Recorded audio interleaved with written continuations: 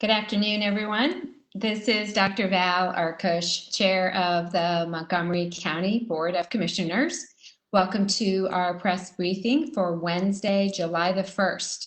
We are in week 17 of the pandemic in Montgomery County and in week 1 of the green phase. Since our June 30th press release, we have had 47 new cases of COVID-19 reported in Montgomery County, which brings us to a total of 8,395. These positive cases are a result of a positive test for the virus, not from the antibody test. 12 of these cases are from long-term care facilities, and 35 are from the community. These positive individuals are from 20 municipalities. 61 of 62 Montgomery County municipalities are home to individuals with COVID-19. These individuals range in age from 7 years old to 100 years old, and you can check our municipal map at montcopa.org/COVID-19 for updated geographic and other demographic information. Today, there are 28 females and 18 males. I am sorry to confirm that one more Montgomery County resident has lost their life to COVID-19, which leaves us at 800 deaths confirmed positive from COVID-19. This individual passed away in a hospital and was 70 years old. Overall, since the pandemic began, we have had 423 females and 377 males lose their life to COVID-19. The self-reported racial breakdown as we have it, 18 Asian, 3 Asian Indian, 3 Asian Korean, 98 African American or Black, 307 white, and 371 unknown. In terms of probable deaths today, and as a reminder, these are defined as someone who passed away with COVID-19 listed on their death certificate as a cause of death, but not confirmed by a lab test. Today we have 93 probable deaths added to our 800 confirmed total. That gives us 893 total. And as time goes on, we do occasionally get lab confirmation of these probable deaths, in which case we do move them to the confirmed positive total. In our long-term care facilities, 712 individuals have had a confirmed positive death due to COVID-19. So of our 800 total, that represents 83% of the lives lost. In terms of our hospital beds, we continue to move in the right direction, which is a great story. Today, we have about 73 individuals who are hospitalized, with approximately 11 individuals requiring a ventilator, or approximately 15%. So again, we still continue to see really good news on the hospital side in terms of numbers that are slowly trending down. And the severity of those cases, at least as represented by the need for a ventilator, are also trending down. So that's all very good news. Also, everything remains stable at the Montgomery County Correctional Facility as of today. There are no new individuals that have tested positive for COVID-19. So lots to discuss today when it comes to community testing. As I'm sure you've heard by now, federal funding has ended for COVID-19 testing in Montgomery County as of yesterday, June the 30th. This change has been anticipated, and the county has been planning for this transition. I want to again thank Congresswoman Madeleine Dean, who was instrumental in helping us get the extension of federal support to June the 30th. But it was made clear to us when we did get that extension by the federal government that there would be no extension past June 30th. But we were certainly grateful to Congresswoman Dean for helping us get to that point. Based on resident feedback, the county, beginning Monday, this Monday, June the 6th, will stand up new Walkup testing sites in a number of locations around the county. We will also continue to operate the existing Walkup sites in Norristown and Pottstown. I want to emphasize that these county-run sites will be no cost, though insurance will be billed if you have it, but there's no requirement for that. They will not require a healthcare provider's order, and we will test individuals of any age who either want or need to be tested. The cost of these sites will be covered by CARES Act funding that has been allocated directly to Montgomery County. So starting Monday, July 6th, test sites will be open at the following locations and hours. In Pottstown, same location, the Montgomery County Office of Public Health at 364 King Street. Pottstown will be open Monday, Wednesday, and Friday from 12 to 2, and Tuesday and Thursday from 4 to 6. New location in Lansdale at 421 Main Street. Lansdale will be open Monday, Wednesday, Friday from 4 to 6, and Tuesday, Thursday from 12 to 2. New location in Willow Grove at our Willow Grove Office of Public Health, which is 102 Old York Road. That will be open Monday, Wednesday, Friday from 12 to 2, and Tuesday, Thursday from 4 to 6. Another new location is in Green Lane, located at Deep Creek and Snyder Road in the Green Lane Park area. That will be open Monday, Wednesday, Friday from 4 to 6, and Tuesday and Thursday from 12 to 2. Our final new site will be in Ardmore at 114 West Lancaster Avenue. Ardmore will be open Monday, Wednesday, Friday from 4 to 6, and Tuesday, Thursday from 12 to 2. I want to give very special and very heartfelt thanks to the Piazza organization, who is allowing us to locate this testing site in a parking lot owned by them. This is an example of true public service to our community, and we are very, very grateful. I also want to thank Lower Merion Township Board of Commissioners President Dan Bernheim for his invaluable assistance in helping us locate an appropriate site. And then our sixth site will be at the existing site in Norristown at 1401 DeKalb Street at the Delaware Valley Community Health Center. Norristown will be opening on Tuesday, July the 7th, and you'll need to check back with us with hours of operation there. We are still determining those hours, but they will not be open Monday. They will be open, though, on Tuesday, and then after that, we'll be open 5 days a week. To register for a test, you can still go online at montcopa.org/COVID-19 and click on that county testing information button. The phone registration will now be done for all 6 sites through one single phone number, and that number is 610-970-2937. That's 610-970-2937. That phone number, as well as the online registration, will open at 8:30 a.m. Monday, July the 6th. The phone line will be open until all appointment slots are filled on the morning of the intended appointment. And we do have Spanish-speaking operators as well as language line translators available at that phone number. As we transition our testing sites, there are so many people that I'd like to thank.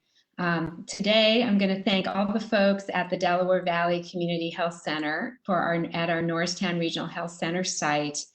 They have been just wonderful partners for these last number of weeks and are going to continue to be our partners going forward. I want to specifically thank Dr. Julia DeJoseph, who's the VP and Chief Medical Director there, and Dr. Scott McNeil, who's the President and CEO of the Delaware Valley Community Health Center. We are so grateful for their partnership. As we bid goodbye to the Montgomery County Community College drive-through site, I want to give just a huge thanks to the community college, to Whitpain Township, and especially Whitpain Township Board of Supervisors Chair, Michelle Minnick. Supervisor Minnick has just been incredibly helpful and really helped make sure that we had a very smooth and efficient operation there, and we really appreciate that help. The Whitpain Township Police Department has also been just so supportive, and we thank them. And of course, the Pennsylvania National Guard. They had been with us from our first test site, now about 15 weeks ago, and stayed with us through the move to the community college. They really have done an extraordinary public service to our community, and we are so grateful to them. And of course, as always, the many county departments that have provided support at all of these sites and will continue to do so for the foreseeable future. The community college site for the dates of April 16th to June the 25th has now tested 11,956 individuals. We've received results on 11,501 individuals, which represents 96% of the total. 1,384 of these individuals have tested positive. So for 57 days of testing, we are running overall 12% positive.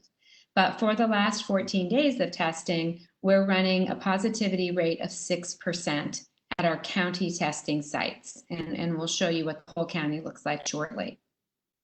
So as a reminder, none of the county testing sites will open again until Monday. But beginning Monday at 8:30 a.m., you can go online at moncopa.org/COVID-19, click on that green county testing information button, and you can make an appointment online, or you can call 610-970-2937. If you do need to be tested between now and Monday, I want to remind you that both CVS and Rite Aid are offering no-cost drive-through testing at 12, I think we're up to 12 locations in Montgomery County to those who are 18 years of age or older. And you can see an updated list of those locations at moncopa.org/COVID-19 under the County Testing Information button, then click on Testing Sites Map. And you'll see a map of the county with a bunch of green dots on it. And if you click on those dots, it will give you information about each of those sites. So just another reminder, which I'm sure you don't need, that we entered the green phase last Friday, June the 26th. And our goal remains a responsible reopen. Green does not mean go back to what your life was before the pandemic. Green means carefully and cautiously moving forward to our new normal way of living with this virus for the foreseeable future. So let's look and see where the county is right now. So this is a graph that you see now every week. And this graph is our graph of daily number of positive cases and running averages by the date of the test. And today's graph is through the date of June the 26th. So you can see on this graph that there's been a little bit of a tick up in numbers in the last few days. But as I'm going to show you on the positivity graph, our positivity is not ticked up. Partly this is because we have seen more testing happening in the county as a whole. But we're still doing pretty well. You can see with the orange and yellow lines that our long-term care facilities remain with very, very low numbers, which is good news. The darker red and pink line are our entire community as a whole, both long-term care facilities and community cases. And right now, the 7-day average for the community is at 35.9. That's up from 25.4 on June the 20th. So we are up a bit. This is the 7-day average. And the 7-day average of the community cases, so that's without long-term care, is also up a bit, 32.9 compared to 20.9 on June the 20th. So just want everyone to, just be very, very mindful that this is still very much with us. So our next graph shows our approximate total number of tests conducted on Montgomery County residents by day of the week. That's the orange line. And these are tests that are done on any Montgomery County resident, no matter where they had them done, not just from our community testing site. Now, this data is not quite scrutinized to the extent that our other data is, so this may have some very minor errors in it, but nothing that we think would be enough to change the calculations of these results. So on this graph, we're showing the 14-day PCR, so that's a test for the virus, positivity rate, as well as the number of tests performed each day. Today, this graph goes through June the 26th. The orange line is the total number of tests, and the blue line shows our positivity rate. So as of right now, we are sitting at a positivity rate that is below 5%. It's at about 4.5% today. So that is very encouraging. That is the lowest that we have seen so far. And hopefully this will continue to hold. A lot of people have asked how many total tests have been conducted in Montgomery County. As of the date that this graph goes through, which is June the 26th, there have been 81,632 tests conducted on Montgomery County residents. So that's a pretty good number. We're getting close to 10% of our residents having had a test. Now, remember, some people have had more than one test for a variety of reasons, but nonetheless, this is a very sizable number of tests and a number that I think gives me some confidence that we are reaching enough people that we have a pretty good handle on what's going on here in the county. However, having said that, as you've all known, if you've watched the news in the last week, there are a number of states that have reopened and are experiencing their highest number of daily new cases since the pandemic began. Every day, I am asked if Montgomery County is going to have to take a step backward and start to close things down. I do not want to have to do this, but we have to keep our eye on the goals. And the goals are ensuring that our hospitals do not get overwhelmed, making sure that our kids can get back to school this fall, and helping our local businesses get back on their feet. So how can you help us reach these goals? Wear a mask, keep physically distant, and wash your hands. Get tested. The more we test, the more we know. The more we test, the more we can identify a hotspot and have our public health professionals work with wherever that hotspot is happening to get it quickly under control. And then if you do test positive, it's so important to cooperate with contact tracing, because if you don't help us help our community by letting us know who might have been exposed to you, then it will be very, very difficult for us to keep this virus under control. As a reminder, no one who you may have been in contact with is told who could have exposed them. All of that is kept confidential, but it is so important that you cooperate if you get a call from a contact tracer. Here in Montgomery County, we need everyone to wear a mask or a face covering anytime you are close to someone who is not a household contact. That is the single most important thing that you can do. The data is now overwhelming, and I want to be clear that we did not have this data in the beginning, and that is why the recommendations were different in the beginning. But we had data that has been accumulating over the course of weeks now, and I follow the data, and I believe the science, and that science is telling us that the single most important thing that any of us can do is wear a mask anytime that you are close to someone who is not your household contact. So please don't leave home. Just don't leave home without a mask or some kind of face covering. Even if you're going out for a walk, tie a bandana around your wrist, stick something in your pocket, just in case you run into one of your neighbors and you want to talk for a few minutes. Just put that face covering on. That is the safest approach that you can take in this moment.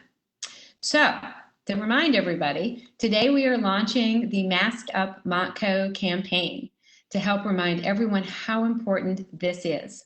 Later today, you'll be able to go to montcopa.org/COVID-19 and download these graphics to share. We hope that you'll do that. Well, we hope that businesses will post these in their, people will share these on their social media. We need to work as a community to make sure that everyone is wearing a mask. Please continue to think about your actions and what they might mean for our entire community. So many of our local businesses are working incredibly hard to make their business or their restaurant safe. But if you walk into a business or you walk into a restaurant that does not appear to be following the governor's guidance, please take your business elsewhere, because I can promise you that there are many establishments that have invested a lot of money and are working very hard to get this right, and they're the ones that deserve your business. The people that are flaunting the guidance and saying that this is all made up and none of this matters, they don't deserve your business. So please take your business to a place that's doing it right. We have to stand together as a community to get through these challenging next months until we have a vaccine. But I know that we can do it because you have proven that over and over and over again during the past 17 weeks. If we stick together, we will get through this. And with that, I'm going to turn over to Commissioner Lawrence for some other announcements.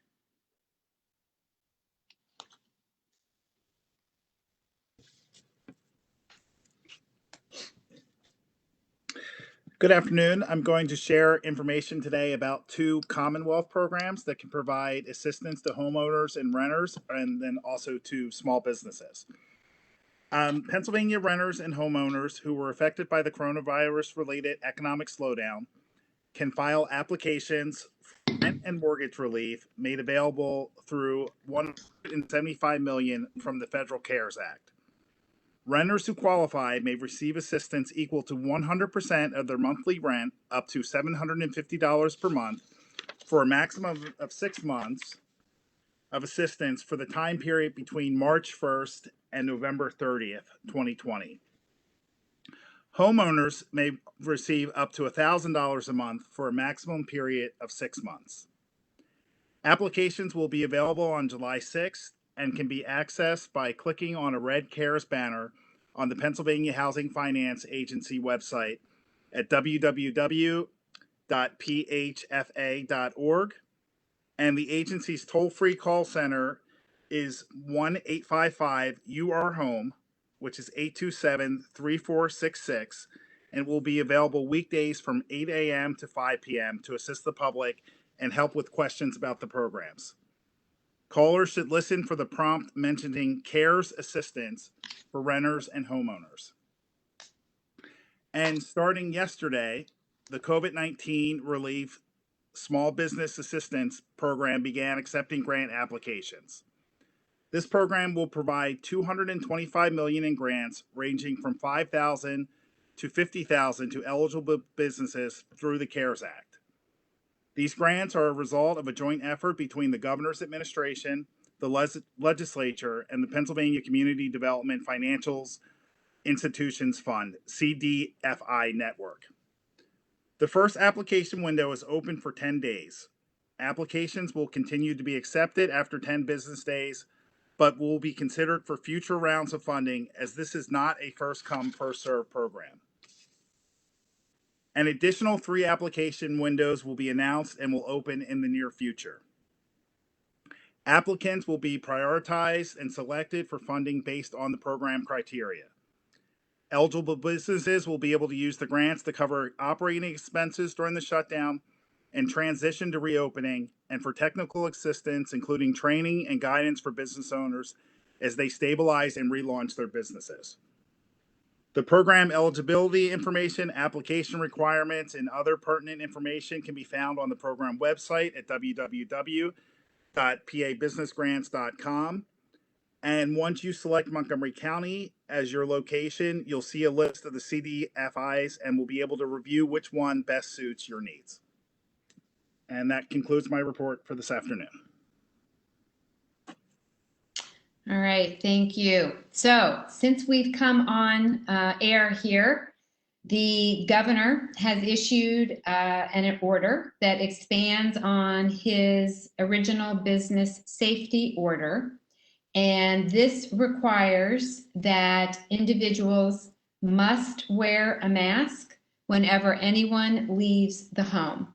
And this order takes effect immediately. So I don't have any more details than that. It appears that there may be some very minor exceptions, probably around medical issues. But I do want you to know that the governor and Secretary Levine have now issued this order that anyone who leaves their home must have wear a mask. So we'll get you more information on that as soon as we can. Our next virtual briefing will be next Wednesday, July the 8th at 3 p.m., unless anything comes up in between that we need to speak to you directly about.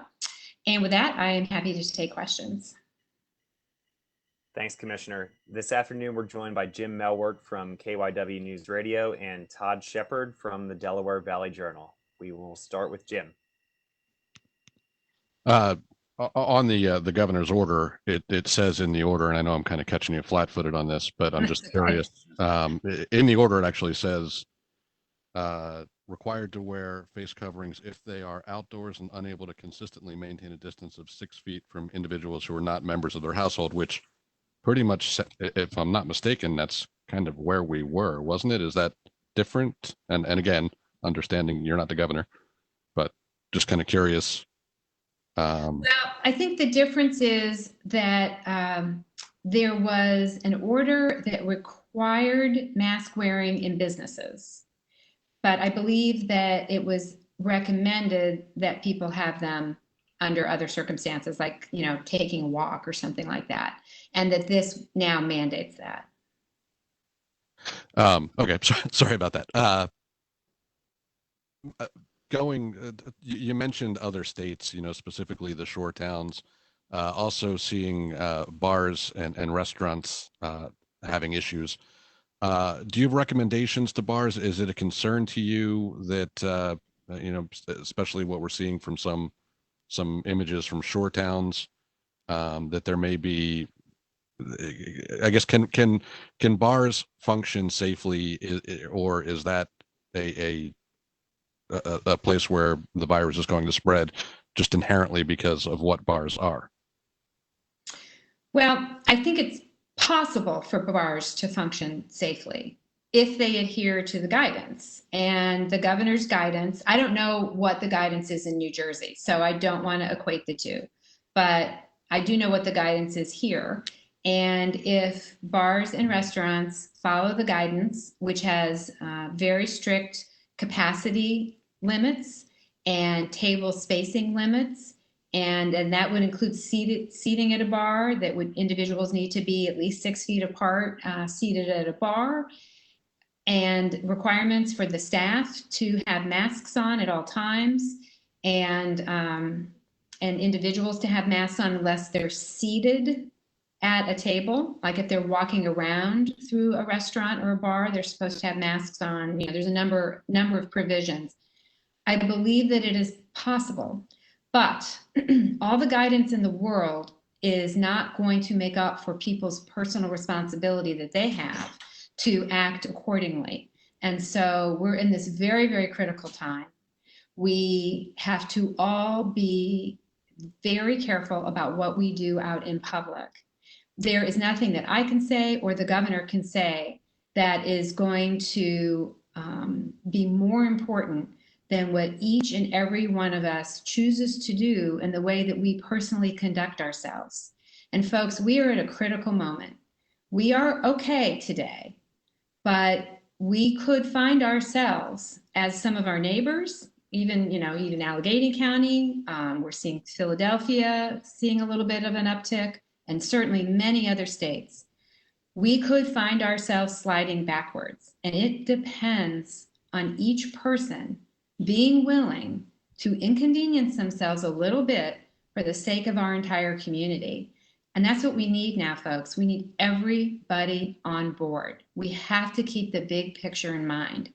This is about making sure that our hospitals are okay, This is about making sure that our kids are actually going to be able to go back to school this fall, and that our local businesses that have now reopened with so much work and so much effort and so much care are going to be able to stay open. That's what this is about. And it is going to take every one of us being personally responsible to keep us this way. One last question. And I asked you this last week, and I don't know if the answer's changed at all. But hospitalizations are down here, and death rates seem to be down even in the states that are seeing the increase in cases. Many people are pointing to that, saying this isn't the danger that it was a few months ago, and we're overreacting. Is there any validity to those statements, and what do you say to people who say that? Yeah, well, I would just remind people of a couple things. One is that deaths are what's called a lagging indicator. We know that for many people, they are sick for several weeks before they succumb to this disease. And so it will take a while, given the fact that everyone's numbers have come way down, at least in our area. If cases do start to tick back up, it will take several weeks from that point before we would expect to see the number of deaths start ticking up. It is certainly true here in Montgomery County that we have seen an increase in positive individuals in the 18-year-old range, for instance. Some of that is clearly tied to some senior week activities. So hopefully, none of those 18-year-olds are going to become sick enough to end up in the hospital. Statistically, they are less likely to do that. However, those 18-year-olds could easily infect a whole bunch of other people that are either older or have underlying medical conditions that would make them susceptible to serious complications from COVID-19. So the thing to focus on is the prevalence or the amount of virus in our community. And the lower that we can keep that number, then the safer we all are. Because as we've talked about, the virus needs a human to spread. And so if the virus infects one of us, as long as we don't give it the opportunity to jump to another human, it will die within us once we get better, hopefully get better. So that's the whole point of the mask wearing and the social distancing, so that we don't allow this thing to spread. That's it for me. Thanks. Thanks. Thanks, Jim. Now we will move on to Todd Shepard. Hello, this question is for both counselors. I don't have to tell you both that our nation has done some soul searching in the last several weeks. And a new Gallup poll shows that the feeling of patriotism is at an all-time low since Gallup started asking people about it in 2001. So from your standpoints, should Americans think differently about patriotism this 4th of July? And is it still okay to be patriotic? Well, Commissioner Lawrence, you want to start, or you want me to start? Well, I have not seen that poll, but I think people should certainly still be patriotic. And one of the things I've been proud of throughout this pandemic is how many people have rallied to help their neighbors, and to look out for one another, and to do that. So I'm not sure what the survey was asking about, but certainly I will be celebrating Independence Day this year, and I would encourage all that, times are tough right now, but the United States is still the greatest nation on earth. And I agree. I'd be curious to see what those numbers look like here in Montgomery County, because I would tell you that my sense is just the opposite. The way that this community is pulled together in the last 17 weeks has been extraordinary. And I feel a community spirit here like I have never felt before, and a real understanding of how important we all are to each other in so many different ways. And so I intend to proudly celebrate on July the 4th, and agree that we absolutely are the greatest country in the world. And we have certainly shown that here in Montgomery County over these last number of months in a way that has made me so incredibly proud to be part of this community. Thank you. I have no follow-ups. Thank you, counselors. Thank you. Anything else, Todd? We have no further questions today. All right. Well, thank you, everybody. Have a wonderful July 4th holiday, and we will see you next Wednesday at 3 p.m. Thank you, Sarah.